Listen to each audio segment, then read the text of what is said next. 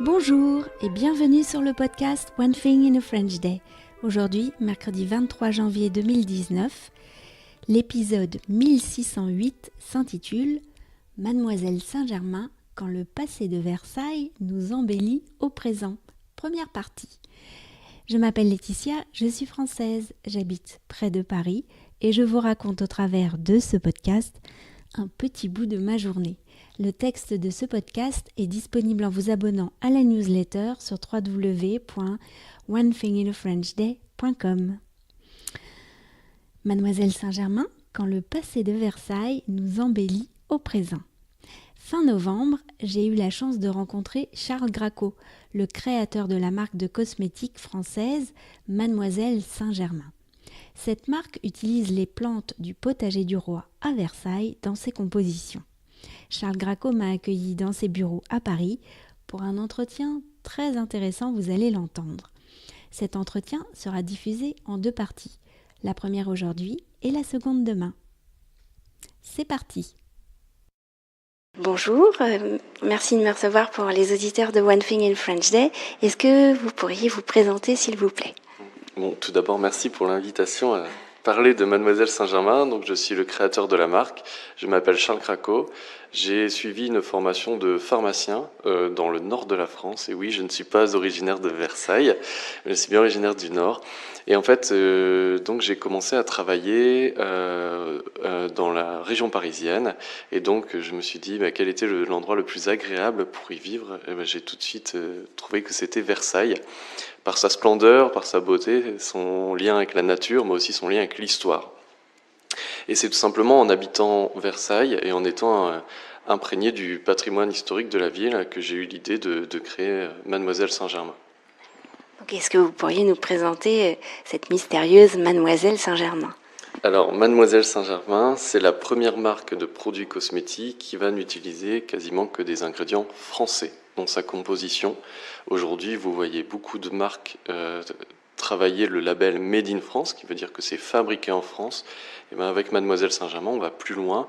On va fabriquer en France, mais aussi avec des ingrédients français qui viennent de producteurs locaux.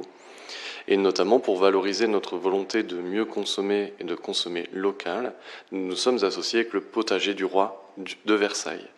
Donc le potager du roi, j'en profite pour faire une petite présentation, c'est une structure qui est à la fois un monument historique que vous pouvez aller visiter, vous pouvez aller vous promener dans le potager du roi, mais c'est aussi le support d'une école, l'École nationale supérieure de paysage, qui forme des architectes paysagistes. Et donc l'intérêt pour Mademoiselle Saint-Germain, et donc pour moi de travailler avec le potager du roi, c'est que le potager du roi est pionnier d'une agriculture sans aucun pesticide, engrais ou désherbant. On a donc, grâce au potager du roi, des plantes d'une qualité vraiment exceptionnelle.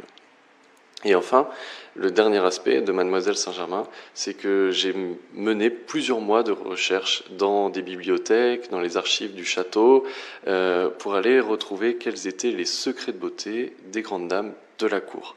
Alors, pourquoi aller rechercher des secrets de beauté? C'est tout simplement, à l'époque, quand on faisait un produit cosmétique, on prenait que quelques ingrédients et des ingrédients qui étaient directement frais du jardin. On n'y mettait pas de conservateurs, de silicone, de parabènes. Et donc c'est vraiment dans cette recherche d'authenticité et de naturalité que je me suis inspiré de formules historiques. Vous êtes principalement inspiré de recettes du XVIIIe siècle, c'est ça? Un moment où on a basculé de l'usage des minéraux vers l'usage des végétaux, c'est ça? Tout à fait. Alors en fait, courant XVIIe siècle, on est dans ce qu'on appelle la toilette sèche. Donc c'est-à-dire que l'on ne va pas prendre de bain, on ne va pas utiliser de plantes pour faire la toilette, on va beaucoup se parfumer et on va mettre beaucoup de minéraux, c'est-à-dire de la poudre de mercure ou de plomb sur le visage pour avoir une peau très blanche qui est signe d'aristocratie. Et donc, il y a eu un gros basculement à la cour du château, notamment avec l'époque de Marie-Antoinette, mais dans certains ouvrages, on peut voir que cette prise de conscience a eu lieu plus tôt. On va basculer de la toilette sèche vers la toilette de Flore, c'est-à-dire qu'on va réenvisager le fait de prendre des bains que l'on va parfumer avec des plantes, et on va utiliser cette fois des plantes dans nos produits cosmétiques pour avoir une plus belle peau, et on va abandonner progressivement les substances minérales. Donc c'est beaucoup Marie-Antoinette qui a incarné cette transition. On verra aussi que Madame de Sévigné a beaucoup utilisé ce qu'on appelle l'eau de la reine de Hongrie. Et donc, on peut voir que cette transition s'est faite c'est quasiment un siècle, mais a vraiment été, je dirais, soulignée par Marie-Antoinette. One Thing in a French Day, c'est fini pour aujourd'hui. La suite demain. Vous pourrez découvrir le début du texte de ce podcast ou vous abonner à la newsletter sur www.onethinginafrenchday.com. Si vous avez envie de m'envoyer un message, voici mon adresse email frenchday@gmail.com. À demain!